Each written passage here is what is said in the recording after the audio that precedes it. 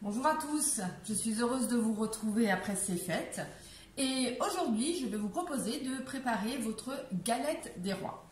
Donc pour ça j'ai préparé une pâte feuilletée maison, c'est une première donc je vais tester. Je l'ai fait avec mon robot et en fait l'astuce était d'utiliser du beurre congelé. Donc on va voir ce que ça donne. Je vais donc diviser mon pâton en deux. Voilà, je vais réserver la deuxième partie. J'utilise également du coup mon tapis roule-pâte. Je farine légèrement juste le rouleau et un tout petit peu ma pâte. Voilà.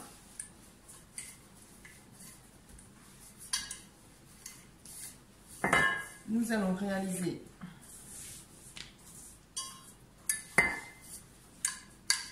un cercle de, je dirais, de 24 cm à peu près. Voilà. Vous voyez, vraiment la pâte ne colle pas sur le tapis. C'est génial.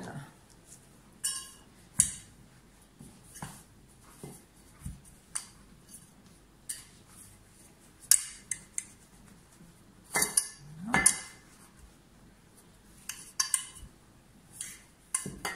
Donc, pour avoir mon cercle de pâte, je vais m'aider d'un cercle en inox. Vous pouvez utiliser un saladier ou autre, hein, bien sûr. Vous posez le saladier à l'envers sur votre pâte feuilletée. Alors, vous pouvez après contourner, surtout pas avec un couteau, mais avec éventuellement une spatule pour avoir votre rond. Voilà. Mon premier rond de pâte est prêt. Je vais donc le déposer sur la toile de cuisson qui est placée sur la plaque perforée. Donc ça sert effectivement à diffuser une bonne chaleur sur l'intégralité de la plaque. Voilà. Je récupère mon petit cercle.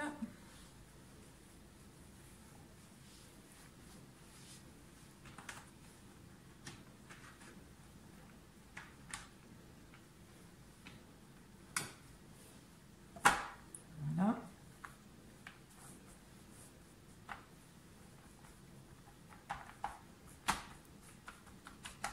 Donc, je vais voir si je suis toujours à peu près dans les clous. Oui, nickel.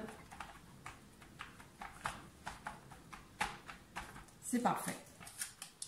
Voilà. Je vais déjà tout de suite y déposer ma frangipane que j'ai déjà préparée. Donc pour ça, vous aurez besoin d'amandes moulues, de l'amande blanche. Si vous avez de l'amande avec la peau, ça ne pose pas de souci. Du sucre, du beurre. J'ai mis quelques gouttes d'amande, d'extrait d'amande amère. Et vous avez aussi une cuillère de rhum. Et vous avez également un œuf. Les quantités, bien sûr, vous seront données en fin de vidéo.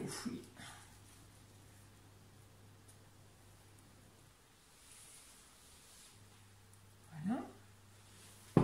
Donc, j'étale un peu ma frangipane. Je laisse 2 cm à peu près pour le bord.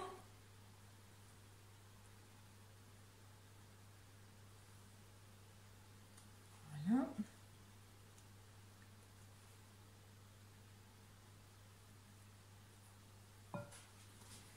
On n'oublie pas d'y inclure la petite fève. Voilà, on va essayer de bien la cacher pour que les petits coquins qui en général soulèvent la pâte feuilletée pour voir où se trouve la fève, on va essayer de la cacher au mieux. Et voilà. Je vais donc continuer à préparer mon deuxième cercle. On va quand même un tout petit peu fariner. Je récupère la deuxième partie et nous allons faire le deuxième cercle. Après, bien sûr, j'ai aussi déjà fait la galette des rois avec les pâtes feuilletées que vous achetez du commerce. Ça va tout aussi bien, ne vous faites pas de soucis, vous n'êtes pas obligé de faire votre pâte feuilletée maison. Là, j'avais envie de faire un test, mais ça va très bien. Et on est bien d'accord qu'au prix des galettes des rois, c'est quand même plus sympa de les faire maison.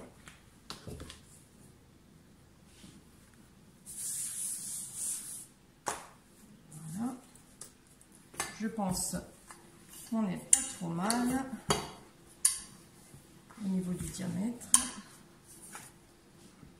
Et voilà, nickel.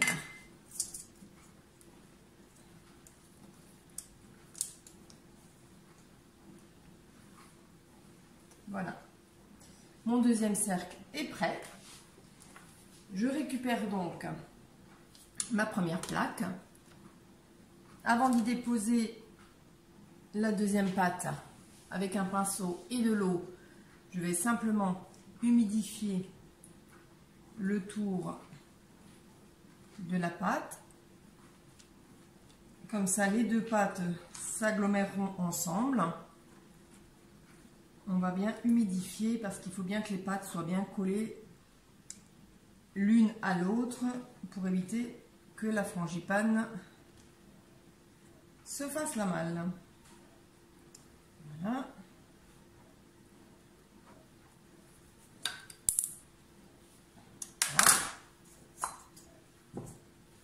Je récupère mon deuxième disque. Je vais également tout de suite, peut-être par précaution, voilà.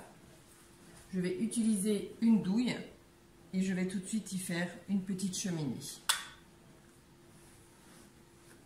Le petit trou qui permet à la vapeur de s'échapper. Voilà. On appuie bien pour chasser l'air.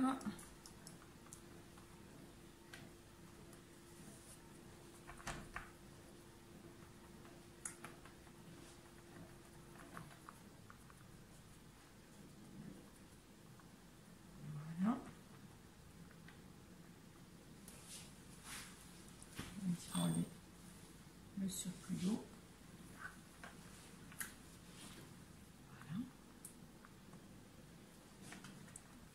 On est pas mal, hein. Nous allons maintenant chiqueter la pâte. Ça vous fera un joli décor en dentelle tout autour de votre galette. Je vais donc vous montrer comment faire avec le dos d'un couteau, le côté plat. On va déposer son doigt ici et juste devant le doigt, on va avancer et faire des petites dentelles. Voilà.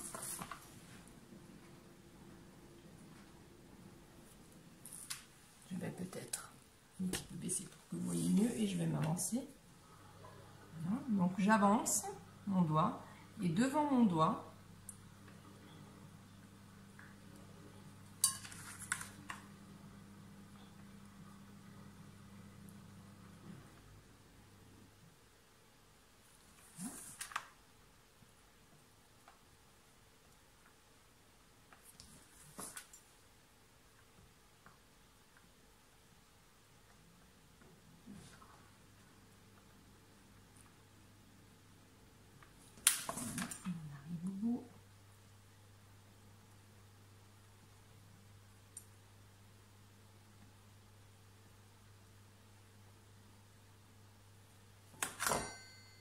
et voilà, notre petite dentelle est faite.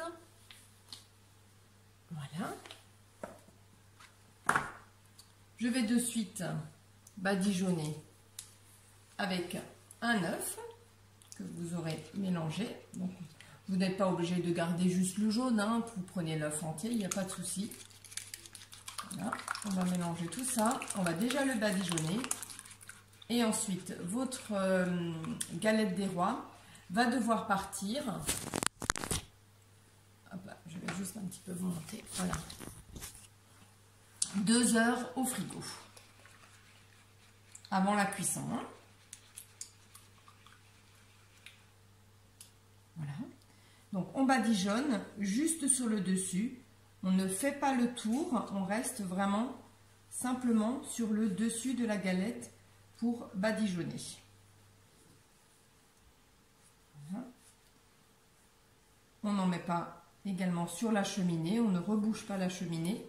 Donc vous passez bien autour de la cheminée.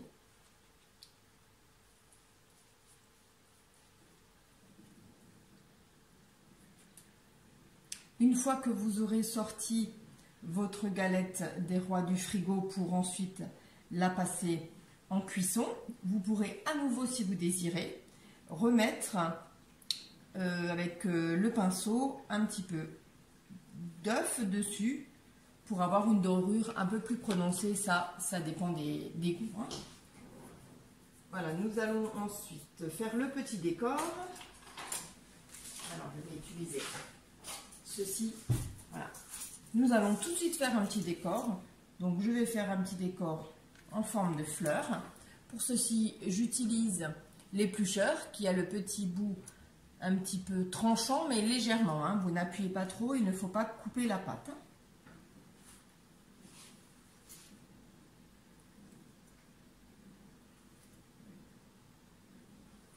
Voilà.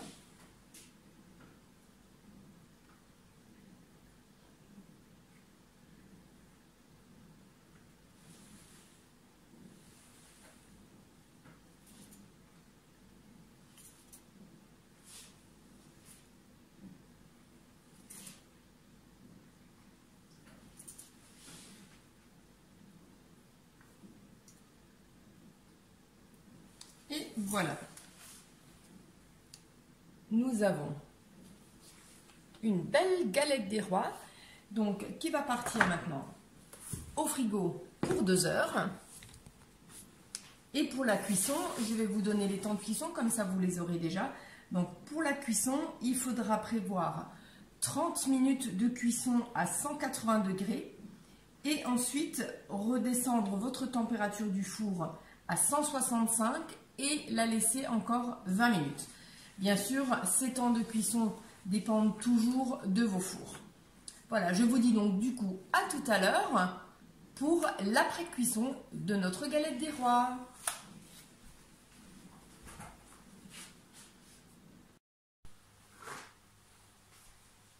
Et voilà, notre galette est cuite.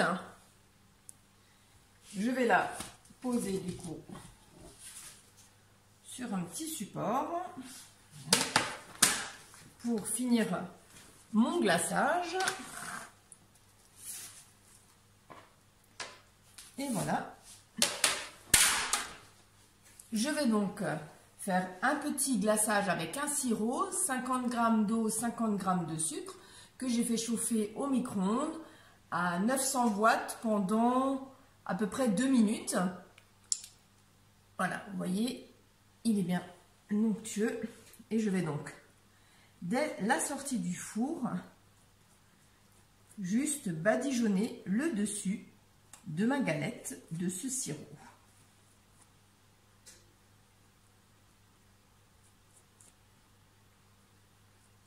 Et dans le sirop, si vous voulez, pour les gourmands, on peut également y rajouter une petite cuillère de rhum. Voilà, ça vous donnera un joli brillant sur votre galette. Et voilà. J'espère que cette recette vous a plu.